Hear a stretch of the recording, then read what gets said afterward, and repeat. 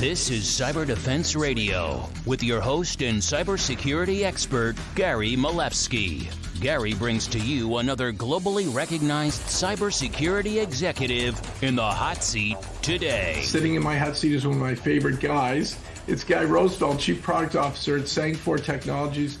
Guy's company is amazing. Sangfor has more than 100,000 customers worldwide. They're in their 24th year of business. They have over 9,500 employees, more than 60 branches, more than 2,200 patents applied for. We're going to have a great conversation from XDDR, managed service, the branch office, all the way to what do we do about AI? And maybe we should start with that, Guy. What's going on with AI today? Wow, first of all, I'm surprised our company was so big. Thank you for telling me. I didn't know that. See, I learned something new today too. AI, let's talk about AI. So the big thing about AI is it's going to be the big buzzword this year. It was big last year. It's going to get bigger this year. And the big thing I'm concerned about is every time a new buzzword shows up, people who don't understand the technology think it's the magic bullet. It's going to solve all my problems. It's going to be great. But it's not. It, like anything else, is a tool that's used in my arsenal to help build better cybersecurity or to help build better business operations. I have to understand its limitations. I have to understand what it can and can't do. So thinking that if I incorporate AI in my stuff and start using chatbots to be able to fill in the gaps in my resources where I don't have enough security personnel to be able to provide expertise, yes, it'll do that.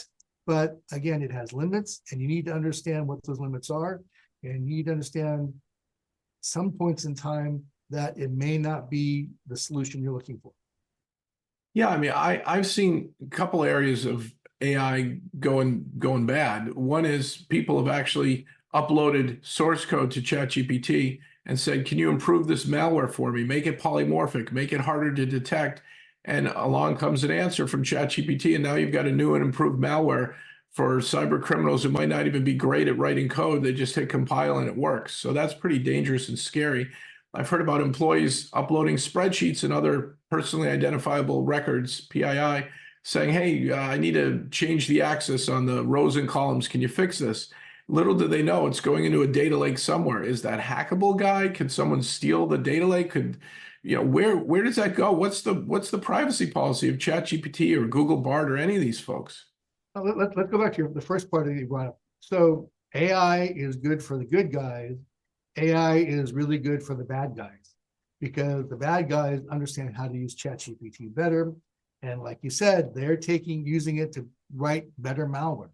And they're embedding AI, they're embedding AI into malware. So now it becomes more aware and smarter and can do better things. So you're going to see malware payloads now that go out and it understands the environment that it's in, which means it's looking for the organization. It's looking for specific operating systems. It will actually go to sleep for a while and then say, I'll turn back on and see what's changed. I can disable security software on the system I'm running on and go to sleep for a couple of days and see if anybody notices. And if they notice, turn it back on, I'll go to sleep again. If they don't notice it's turned off, then I can do other bad things. So, the bad guys are exploiting AI to do more sophisticated things going forward, which is really, really difficult for us to understand. It's difficult for us to protect against. Going the other way, as you said, a lot of people are using these technologies to improve how they think they do work or to circumvent a lot of things they want to go do. The big thing about ChatGPT is ChatGPT has no ability to change anything directly in your environment. All it is a Google search engine or a Yahoo search engine on super steroids. Right? So it can go out and it can find data more quickly. It can correlate the data more quickly and be more specific to the kind of things that you're looking for, which is that's why it's called natural language processing. So if you tell it to write better malware, it'll go out and find out all the malware that's out there and find a more efficient way of writing it. Okay, because it can actually do its own code verification. But if you go in there and say, help me hack into my Active Directory server and turn stuff off, ChatGPT can't do that because it has no ability to access anything and impact it directly, right? But as you said, it can be used to access all the data in your environment to answer a lot of questions that have to do with work. And potentially, depending on the access that the chatbots have in your environment, it can do a lot of damage from a data leakage perspective, because it can pull data out that you were not expecting. It can correlate information together that you weren't expecting. And then that information can be made available to you. And if anybody else can get access to that bot, it can be made available to anybody else that makes those questions too, if they're outside your organization. So again, from a privacy perspective, that becomes a huge issue. And privacy officers need to sit down and look at these bots that they've deployed in their organization, find out the data lakes that they do have access to, limit what they have access to what is necessary for that bot's function, and then ensure that they query it regularly to find out what kind of things is it pulling out to make sure that that data doesn't get sent outside the organization in a data leakage type scenario. Yeah, is that something I would use a Sangfor SIEM or firewall or DLP? What kind of offering does Sangfor have that might help me on my journey to maybe still use AI, but have some more controls around the data leakage risk and other employee risks of the improper usage? Well, that's a very good question, Gary. So Sangfor has a lot of artificial intelligence built into our security products and our infrastructure cloud products. The thing is, you can't use a general purpose bot to answer all security questions that are out there and be able to solve our problems. So what we do is we have very specific purpose-built models looking for specific kinds of behavior. And that's all they do. They look for one kind of behavior each, and they're very good at doing that. So for example, from a chatbot perspective, we could be monitoring database access. We could be monitoring document access. And we could be tracking what documents are being touched, and what databases are being accessed and what data is being pulled from those, and then being able to provide you, hey, this looks suspicious. This could potentially be a DLP issue, right? In which case, then we have some products such as our Internet Access Gateway, which can be used to prevent data from being pulled out, because it'll scan the data as it's being moved from point A to point B. Okay. That's great. Do you do anything for, there've been a lot of attacks in the browser with Facebook, LinkedIn, Twitter, with hyperlinks that employees click, and next thing you know, their computer's infected, or they're browsing the web, and they, of course, they'll get an email and it'll look good. Phishing attacks or web browsing. I've seen a lot of drive-by URLs lately and phishing attacks that seem to get past most traditional defenses. That is a big problem, and phishing is a art form and a product area all in itself. You have a lot of mail gateways that do a lot of stuff. You have a lot of things that are checking links, they're checking emails and such. But even them, nothing is 100% secure at that point. So what you need to do is you need something that has to be able to check what is the action when the link is clicked on.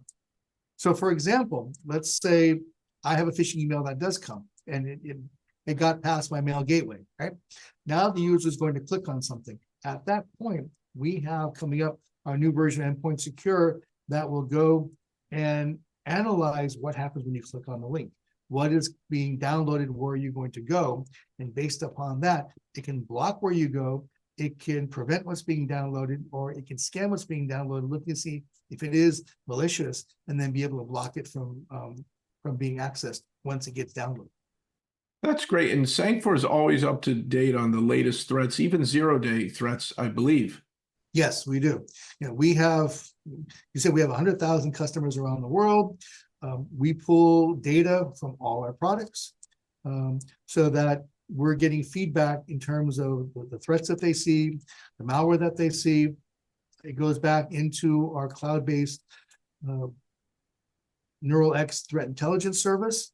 We tie in with a whole bunch of other services, such as VirusTotal, looking for things that come through. And the big thing is, when we see something we haven't seen before, we can quickly scan it and analyze it using our artificial intelligence-based Engine Zero malware detection engine, because it has a whole bunch of behavior models looking for specific kind of things. One of the things I think is the coolest is it does DNA fingerprinting. So if you look at most malware that's out there, it is a variation of some other family. There's no really brand new, unique malware that's come out in the last 4 or 5 years, right? It's a variation of some existing family. So if you actually scan the code and the behavior of the malware, you can pretty much figure out what malware family does it belong to and what its characteristics are. And once I've done that, it helps me then be able to detect and understand what this potential zero-day malware actually will be able to do. So let's say it might be part of a lockbit, and it's based on lockbit, but the actual payload may do something else other than ransomware. Instead of doing ransomware, it may actually be doing better exfiltrating sensitive data out of an organization, right? But the payloads that people are expecting are not expecting it to do. They're expecting to do the ransomware. But we know it's lockbit. We know it's from a ransomware family. So we can treat it in a certain way that says, okay, we know it needs to be handled and mitigated this way. At the same time, we can then study its behavior and say, well, you know what? Unlike regular lockbit, it starts to do this other kind of stuff, which means it's different than what we know. That's 0 day. We can then hash that, sign that, put that signature out to all our customers and give to all our partners and say, hey, here's a new version of something based on lockbit that is doing some really bad stuff. Yeah, do you have your own attack knowledge framework, or do you tie in with MITRE's attack framework? Just curious on understanding how these threats operate. Oh, we tie into MITRE framework. All our products are based upon that. MITRE did a great job of building the attack framework. And it's open source, and it has a huge community. So there's a lot of work that's updating it and evolving it. We couldn't build anything as good as that, the way that's done that, because the community support for that is just so massive. It's global. So you're getting input from all around the world, different regions, different languages. So it's learning a lot more than we could ever handle. So we believe strongly in the MITRE attack framework. Speaking of the attack framework, we're starting to get worried about a new kind of villain, a super cybersecurity villain. What's going on with the villains in cyber? Okay, so everybody's doing their cybersecurity predictions for 2024, you know, because they all think they're Nostradamus and they're going to predict the future. And the funny thing is, everybody is predicting pretty much the same stuff. You know, oh, we got vulnerability is still going to be there, patching is still going to be bad, lack of resources, and AI is going to be around and all that kind of stuff. So you see pretty much the same kind of stuff, but I try to find something different and unique every so often in what I want to think is maybe coming up. And one of the things that concerns me is there is a new breed of hackers, young, disenfranchised teenagers, right, who grew up on the internet, who grew up with Google, who grew up with a lot of shows that glamorize hacking, and they've gotten really, really good with this.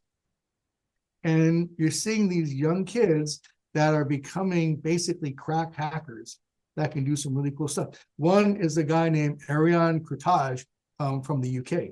This is a guy who was part of a underage hacking group called Lapsus. And they basically did a whole bunch of stuff that is attacking government agencies and companies and all around the world. So the thing about Kurtaj was he was arrested underage, and they can only keep and do so much stuff with him, and they released him, and the first thing he does when he gets released is he hacks NVIDIA and basically pulls a whole bunch of NVIDIA data out and ransoms it back to them. Okay, that's huge. He gets caught. He's now over 18. He becomes very, very popular, and he becomes ostracized by other hackers who are trying to get him. So basically, he got doxxed. And his family got doxxed because they published his family's information online. So, but what the authorities did was they took him out of prison because it was dangerous for them, and they put him in a hotel under guard. And what he did, sitting in a hotel, using his cell phone, a Fire Stick, Bluetooth keyboard and mouse, and the hotel room TV, is he hacked Rockstar Games and stole video and data about the new version of Grand Theft Auto 6 and published it on the internet. Okay. And the thing about this guy is, I shouldn't be giving more notoriety, but the thing was, during his trial, it was determined that he was not going to reform. Basically, for a bunch of mental health issues. This guy says, I'm going to hack, and I'm going to keep hacking, and you can't stop. So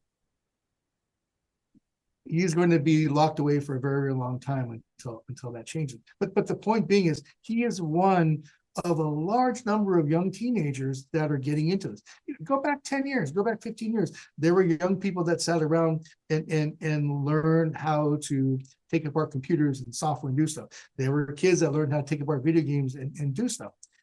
This is the next thing you're going to see, is you're going to see a lot of kids that nothing to do, too much time on their hands, don't necessarily have a good outlook on life. And basically hacking is going to be their outlet, and they're going to be very, very good about it. And I think we're going to see some super attacks coming in this next year. Wow. So Guy Roosevelt's prediction is we have super attacks from super cyber hackers that are probably in their teens, kind of like young Kevin Mitnick's, although what you're saying is many of them will live by the hacker manifesto or die by it. They're not going to get reformed like Kevin did. And for those that might be watching our video, you know, Kevin Mitnick, rest his soul, he passed away recently. Wonderful guy, well reformed, helped a lot of companies stop phishing attacks and breaches. And, you know, he learned his lesson in jail. He learned his lesson. He made a lot of money, by the way. I think his company made him worth $500 million or more many years later, recently. So crime shouldn't pay. But what you're saying, Guy, is be warned, be forewarned. There's going to be a lot of super smart kids able to hack out of hotel rooms with TVs and fire sticks and their cell phones. That's amazing, amazing information, and it's better we're prepared for that. How do we prepare for that, Guy? You know, we have a lot of issues in the United States with young people and gun violence. And I think those are the same kind of people that are going to be predisposed to a lot of hacking kind of things. And we need to be able to do is we need to have people watching out and being better to identify the red flags of potential antisocial behavior and be able to see what those things are going to be. You know, everybody loves their kid. My kid can do no wrong. He's the greatest kid in the world. He would never be a hacker, right? You have to face reality and think, my kid spends all his time down in the basement. He has no friends. He's buying more computer gear out there. Go through his browser history, look at the kind of stuff that he's doing down there. And it's stuff you definitely don't understand. It's something you should ask somebody about and say, could this potentially be bad stuff coming down the line? Could this guy be writing the next super worm that's going to take down the internet? Maybe we can put out some information too for kids with these challenges that if they use these skills for good and to defend networks, they can make a great salary. We have hundreds of thousands of cybersecurity job openings where we need this kind of talent. We need this genius and this know-how of wanting to break into things. The best locksmith to put new bolts and locks in your house probably also knows how to pick locks really well. Yeah, if we could take these kids and we could channel them into programs to show them there are better ways of doing this stuff and using their powers for good, that'd be great. And I don't think we have enough of those that are out there. I know some places, I know that SANS has done it. I know that B-Sides has done it. They've started programs for kids, young people to get in there, to be able to understand how to hack and what it means and the ethics behind it. If we had more of those things to get kids into, if we had more of those programs in school, I think that would probably help a lot. But at the same time, there's always going to be kids that are always going to be on the wrong side because they want to take the easy way, right? Or they're pissed off at something. And those are the ones you really have to worry about. And those are the hardest ones to find until it's too late. Well, Guy, that's a serious prediction, and I really appreciate it for our viewers and listeners. It's a personal issue when we have kids, teenagers, and like you say, they may be in the basement not playing video games, but hacking into video game manufacturers, and that's important to know and catch them while they're young and help teach them the morals and ethics and the values and direct them towards cybersecurity professional jobs where they can use those skills for good. Guy, it's always great to interview you. I love catching up with you. One last thing, and if you want to share anything that Sangfor is doing, are you guys doing a road show? Tell me, where are you going to be this year?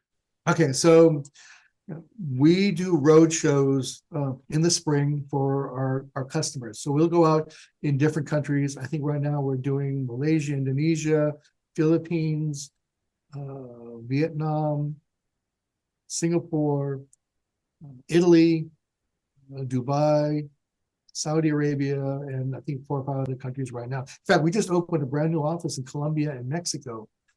So we might be doing some things down that way too. I'm not sure yet.